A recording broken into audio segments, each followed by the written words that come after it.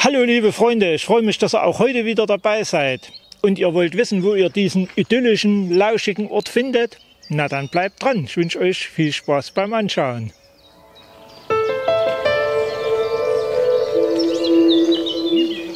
Unseren Startpunkt finden wir in Ostthüringen in der Nähe der A4 Autobahnabfahrt Raneburg. Also genau genommen in Posterstein an der wunderschönen Burg. Und sofort haben wir die Qual der Wahl. Wollen wir erst laufen oder zuerst die Burg anschauen? Ich war jedoch neugierig und wollte unbedingt wissen, was sich hier hinter dicken Mauern versteckt. Und wisst ihr was? Begleitet mich doch einfach hinein und sehen wir uns gemeinsam um, was und wem wir hier finden. Hallo, ich bin Marlene Hofmann und ich arbeite im Museum Burg Posterstein. Wir stehen hier in der Halle der Burg und ich möchte euch heute was über die Geschichte der Burg erzählen, über das Museum. Die Burg ist 800 Jahre alt und liegt im thüringischen Sprottetal. Das ist so der letzte Ausläufer des Vogtlands. Es liegt auf einem kleinen Bergvorsprung in einem idyllischen Dorf. Und die Burg, wie gesagt, die wurde im Zuge der Osterweiterung von Kaiser Barbarossa gegründet, also großer Name. Damals gab es in Altenburg schon das Schloss und dann gab es kleine Burgen, um dann das Land im Osten zu festigen. Und Burg Posterstein ist eine davon. Das älteste Stück, was heute noch da ist, ist der Turm. Und das ist wirklich das, was aus der Zeit stammt. Sehen Sie im Hintergrund oder seht ihr im Hintergrund das Runde. Und der Rest ist im Laufe der Geschichte umgebaut worden. Erstmals erwähnt ist die Burg 1191.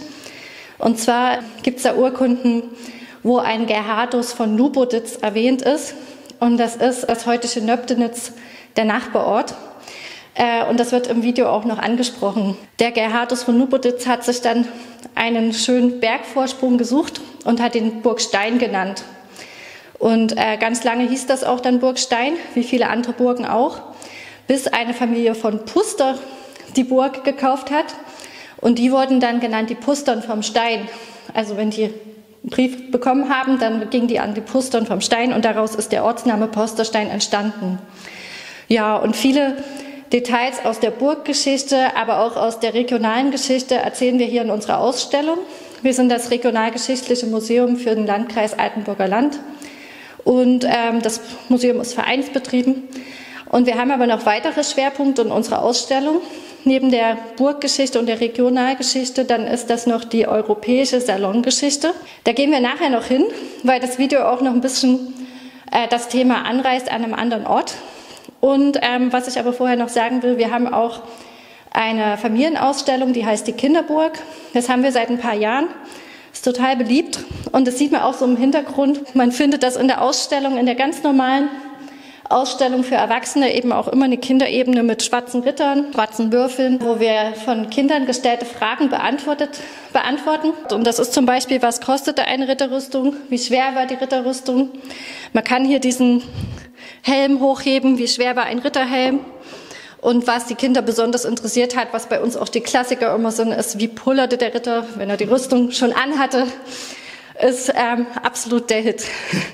So, das soll es erstmal gewesen sein für den Einstieg. Wir gehen noch in die Salongeschichte. Ja, und jetzt sind wir in dem Ausstellungsteil, der sich mit der europäischen Salongeschichte beschäftigt.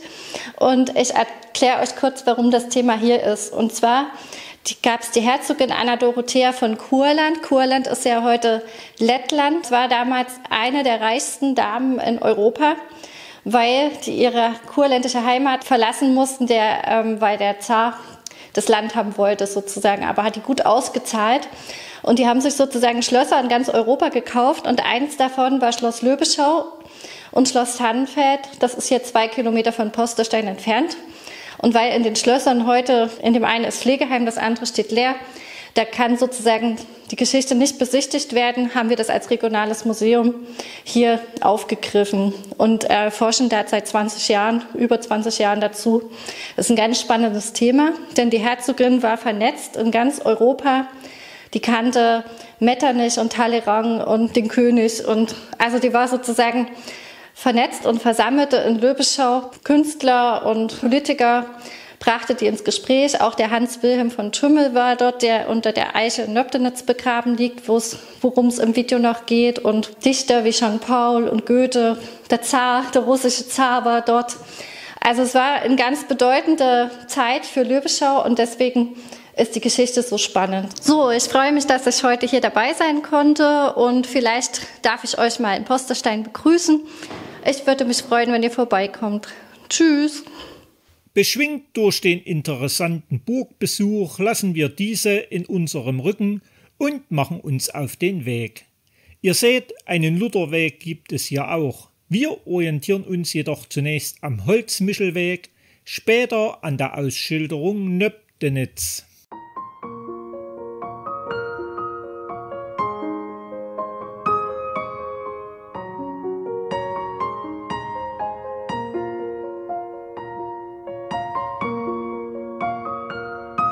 Auch wenn die Wege zunächst asphaltiert sind, finde ich es ausgesprochen angenehm und entspannend, zwischen den Wiesen und Feldern zu laufen. So erreichen wir ziemlich schnell die Rote Mühle. Vor Corona gab es hier eine schöne Gaststätte. Leider gibt es aktuell nur einen Imbissstand, dafür in dieser angenehmen Lage. Wer Glück hat, der kann hier auch dieser tierischen Waschanlage zuschauen. Leider haben uns die sonst üblichen Benutzer dieser Anlage eine Vorführung vorenthalten. Haben wir die Autobahn unterquert, erreichen wir das liebliche Tal der Sprotte. Einfach himmlisch in dieser Ruhe hier entlang zu schlendern.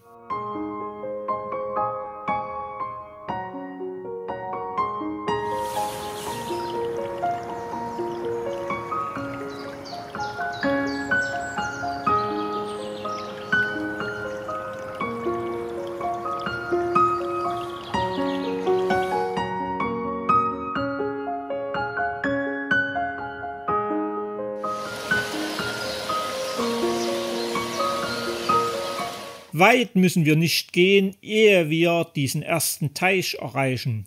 Dieser ist Teil des früheren Wallgrabens der einstigen Wasserfestung Nöbdenitz, welcher bis vor ca. 150 Jahren komplett um die Festung herumging.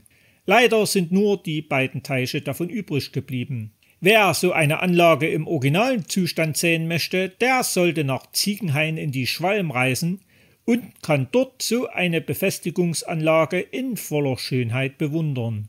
Aber das wird später Thema sein. Bitte habt noch etwas Geduld, bis ich euch auch auf diese Reise mitnehme. Heute erfreuen wir uns am sogenannten Teehäuschen und dem, was heute Gutshaus genannt wird. Hans Wilhelm von Thümmel, welchen Frau Hofmann vorhin bereits erwähnte, hat hier seine Spuren hinterlassen. Auch er war, obwohl heute weniger bekannt, ein Genie und auf vielen Themenfeldern zu Hause. Beispielsweise verhandelte er 1807 als Gesandter seines Landesherrn mit Napoleon. Ebenso wurde auf sein Bemühen hin Armenhäuser und Krankenhäuser errichtet. In der Geographie bzw. Kartographie war er tätig. So veröffentlichte von Thümmel 1813 topografische Karten der Ämter Altenburg und Ronneburg. Und so wundert es eigentlich nicht, wenn sich so ein Genie auch eine ganz besondere Grabstätte aussucht. Die da wäre diese alte, hohle Eiche, eine der dicksten und ältesten seiner Art in Deutschland. Und hier soll sein Leichnam noch heute ruhen. Allerdings solltet ihr Nöbdenitz nicht verlassen, ohne noch einen Blick in die Kirche zu werfen. Die Wurzeln dieser Kirche gehen tatsächlich auf 1313 zurück. Natürlich erfolgten im Laufe der Zeit verschiedene Umbauten. Einen Besuch ist sie auf jeden Fall wert. Man soll es nicht glauben, das kleine Nöbdenitz birgt noch weitere Schätze. Zum Beispiel dieses alte Umgebindehaus, welches von 1760 bis 1903 in seinen Mauern eine Schule beherbergte. Oder das alte Pfarrgut mit seinem Brotbackofen. Und nicht nur zu Ostern lohnt es sich hier hereinzuschauen.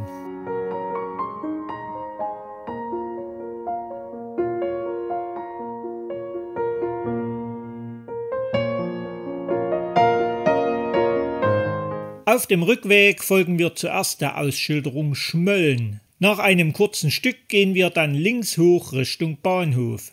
Denn was ein Gesundheitsbahnhof sein soll, das hat mich als Fan der Eisenbahn natürlich wirklich sehr interessiert. Und siehe, im altehrwürdigen Empfangsgebäude haben sich 2019 2 Ärzte niedergelassen. Daher dieser Name Gesundheitsbahnhof. Aber die Idee finde ich sehr gut. So wird das Gebäude nicht nur genutzt, sondern wird in voller Schönheit erhalten. Im Gegensatz zu vielen ähnlich traurig aussehenden Empfangsgebäuden, sofern diese überhaupt Hartmut Medorn und seine Pläne überlebt haben. Für den weiteren Weg haben wir einen Vorschlag von Frank Seidemann auf Outdoor Active ausgewählt. Wie immer findet ihr in der Beschreibung vom Video die Links zu Outdoor Active und Komoot. Ihr könnt euch dort gerne die GPS-Daten herunterladen. Zunächst überqueren wir die Gleise, folgen ein ganz kurzes Stück der Straße, bevor wir links in diesen Feldweg einbiegen.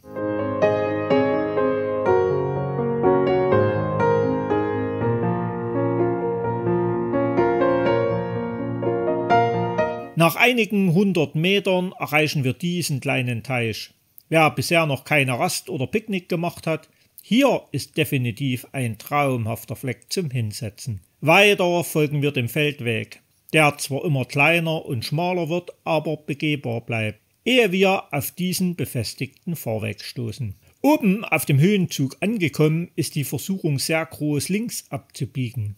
Ihr solltet es nicht tun. Denn gehen wir geradeaus, dann stoßen wir nach wenigen Metern auf den Park Tannenfeld mit gleichnamigem Schloss. Frau Hofmann hat ja vorhin schon eine Menge Informatives dazu erzählt. Um es noch einmal kurz zusammenzufassen, hier wurde europäische Geschichte geschrieben.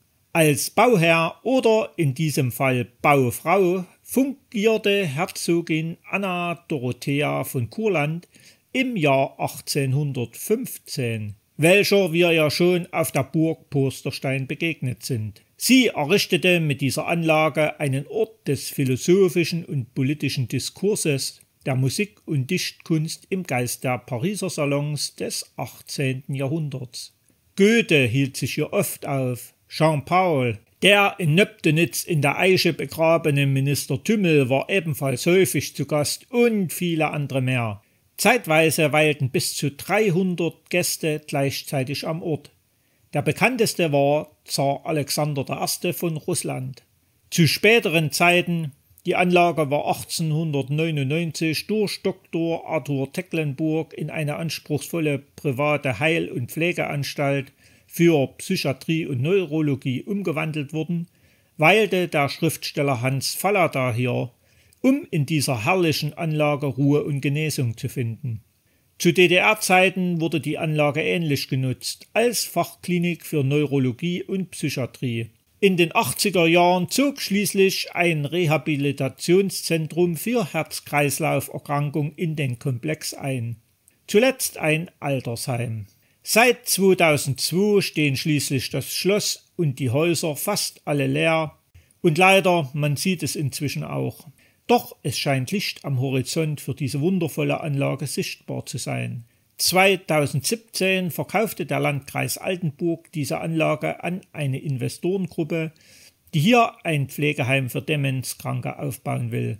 Möge es gelingen, diesem historisch einzigartigen, traumhaften Schloss und seinem bildschönen Park tatsächlich wieder eine neue und sinnvolle Aufgabe zukommen zu lassen. Vom Schlosspark ist unser Ziel bereits zu erkennen, der markante Turm der Burg Posterstein. Es ist also Zeit, dass wir uns auf den weiteren Weg machen. Zunächst laufen wir an die Wegeskreuzung zurück, biegen rechts ab und folgen dem Feldweg. Erreichen schließlich die A4, welche wir unterqueren.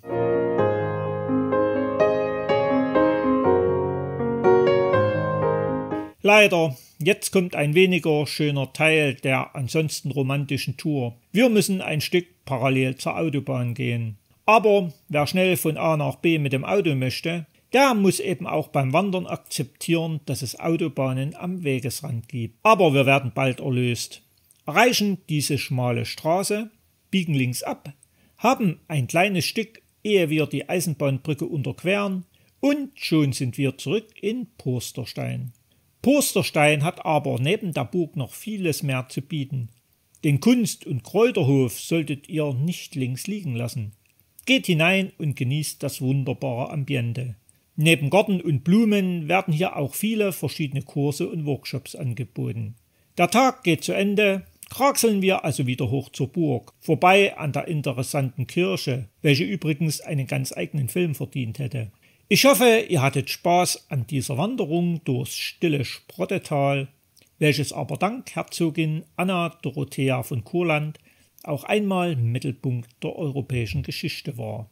Wenn ja, dann würde ich mich über einen Daumen nach oben sehr freuen. In diesem Sinne, bis bald zur nächsten Wanderung oder Eisenbahn-Highlight. Ciao!